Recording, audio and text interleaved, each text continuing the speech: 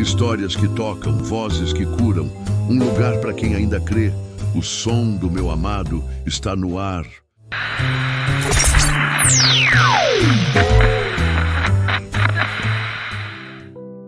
Boa noite, aqui é o Boris.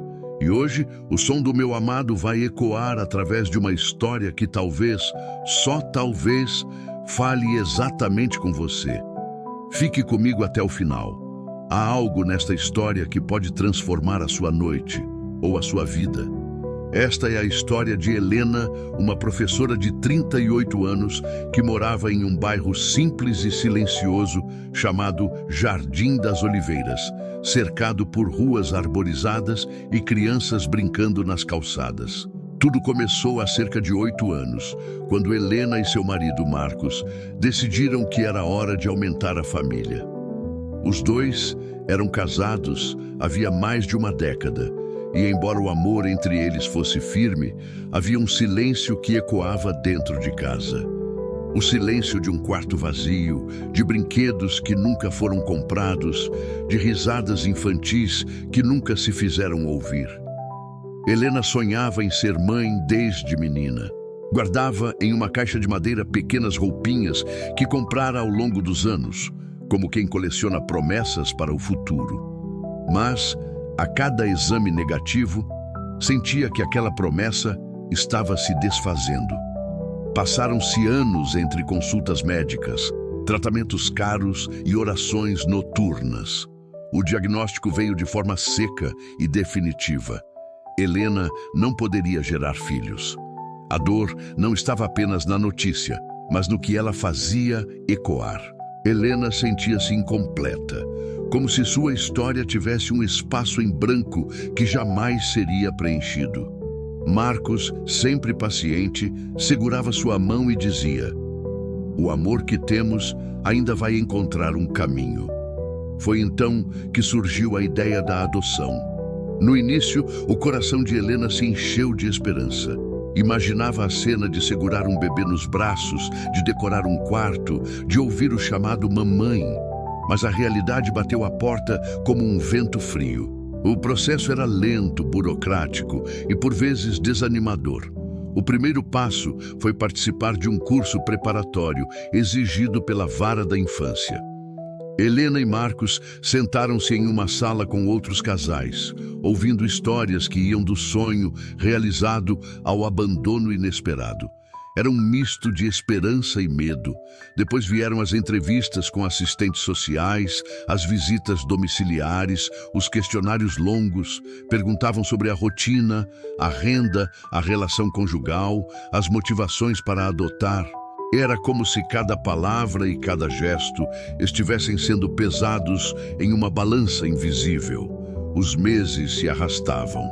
A cada telefonema que não chegava, Helena sentia a chama da esperança diminuir. Certa vez, receberam uma ligação dizendo que havia uma criança disponível, mas que o processo poderia não se concretizar. Durante dias, Helena viveu no limite da ansiedade, até que veio a notícia. O bebê havia sido encaminhado para outro casal. Foi como perder alguém que nem chegou a conhecer. Mesmo assim, continuaram. Marcos dizia que desistir seria como trancar a porta para a resposta que Deus já estava preparando. Ainda assim, houve dias em que Helena chorou escondida, convencida de que talvez não fosse digna daquele sonho.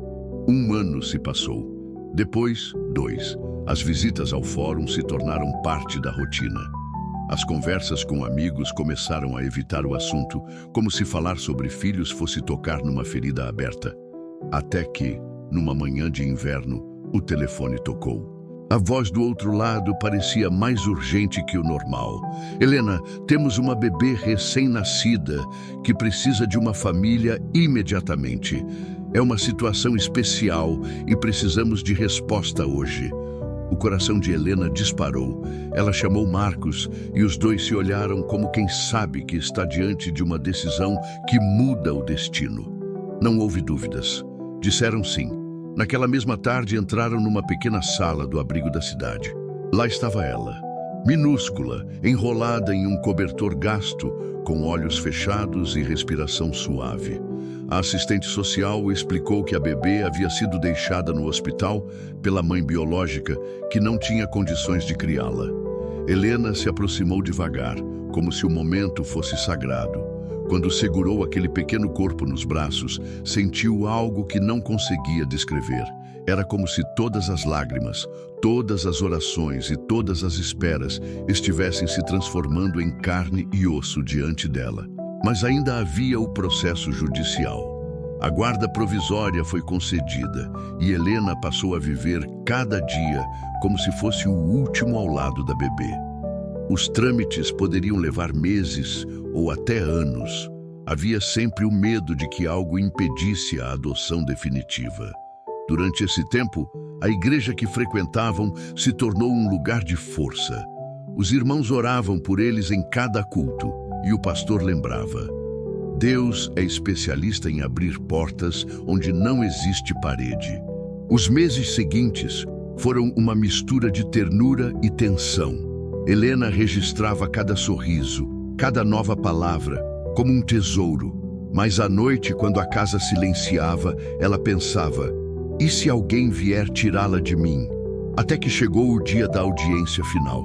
O tribunal estava frio e o som dos passos ecoava nos corredores.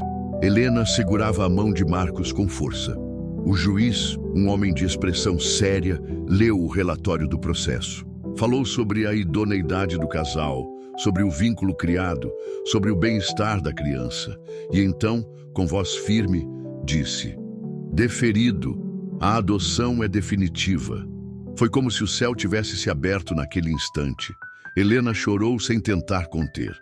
Marcos a abraçou e repetia: ela é nossa filha, para sempre. Naquele dia, a pequena Sofia recebeu oficialmente o sobrenome da família. Mas, para Helena, ela já carregava esse nome desde o primeiro abraço. E foi ali, naquele instante, que Helena entendeu. Deus não havia ignorado seu clamor todos aqueles anos. Ele apenas estava moldando sua história para que, no tempo certo, o encontro acontecesse. Talvez você também esteja esperando por algo. Talvez esteja cansado, sentindo que a resposta nunca virá. Talvez a burocracia da vida, as portas fechadas ou as negativas tenham deixado você desanimado. E se está, quero te indicar algo que pode ser um novo começo. O livro digital Cura pela Fé é mais do que palavras. É um convite à presença daquele que ainda cura. São 21 dias buscando pela sua cura aos pés do Senhor. Você pode acessar agora. O link está na descrição. Leia com o coração. Não precisa sair do vídeo agora. Ouça até o final. E se essa história te tocou, curta, compartilhe e escreva aqui nos comentários. Eu creio que Deus ainda surpreende. Isso nos ajuda a alcançar ainda mais pessoas com fé e esperança. Agora, vamos orar juntos. Senhor, eu oro por cada pessoa que está ouvindo esta história. Tu conheces os sonhos guardados no fundo do coração, aqueles que parecem impossíveis. Abre portas, derruba barreiras, remove burocracias e faz o encontro acontecer no teu tempo. Que cada vida que espera receba hoje um sopro de esperança. Em nome de Jesus. Que a graça do Senhor Jesus, o amor de Deus Pai e a comunhão do Espírito Santo estejam com você. Amém.